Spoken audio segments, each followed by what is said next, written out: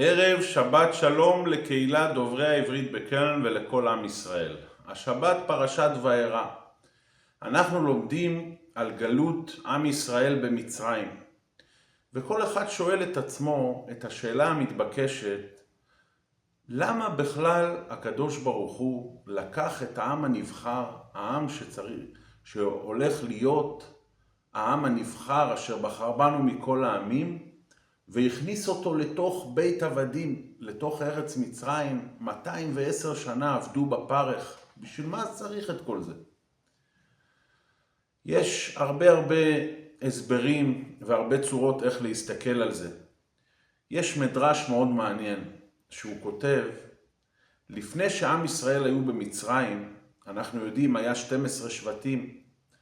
חלק מהשבטים נולדו מרחל ולאה, וחלק מהשבטים מבני השפחות, בלעה וזלפה. והיו השבטים שנולדו מרחל ולאה היו מזלזלים בבני השפחות. רש"י גם מביא את זה בפרשת וישב. היה עניין שזלזלו בהם, הסתכלו בהם כשבטים בדרגה נחותה יותר. הקדוש ברוך הוא רצה שעם ישראל שהולך לקבל את התורה, שהולך להיות העם הנבחר, העם הזה יבואו בענווה. יבואו מתוך ידיעה, אנחנו כולנו היינו עבדים. עבדים היינו לפרעה במצרים. מה עבד מרגיש? כל משהו הכי קטן שהוא מקבל, הוא שמח והוא מבין שזה בכלל לא מגיע לו. כל העניין של מצרים, אומר המדרש הזה, זה שאנחנו לא נזלזל חס וחלילה אחד בשני, ושיהיה עניין של מעמדות. העניין הזה של ענווה, שאדם ידע בעצמו שמה אני בכלל. היה איזה רב שבא אליו פעם מישהו ואמר, יש לי בעיה עם גאווה, אני מרגיש. אז אמר לו הרב, תגיד, התחיל לבחון אותו. אתה יודע, יש לך גאווה, בטח אתה יודע תורה. איזה מסכת אתה יודע בעל פה?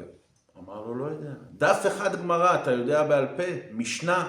שאל אותו כמה שאלות, אז אחרי זה אומר לו הרב, תגיד, עם מה יש לך להתגאות? מה יש לבן אדם בכלל להתגאות? הנשימה הבאה שלנו היא לא בידיים שלנו. כן?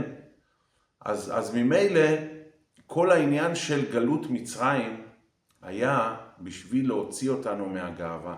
ולכן משה רבנו, שהוא היה הענב מכל האדם, הוא זה שנבחר להוציא את עם ישראל ממצרים, להיות השליח להוציא את עם ישראל ממצרים.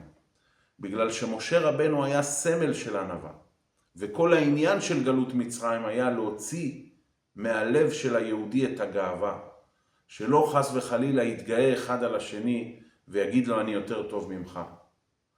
אז שיהיה לכולנו שבת שלום ומבורך.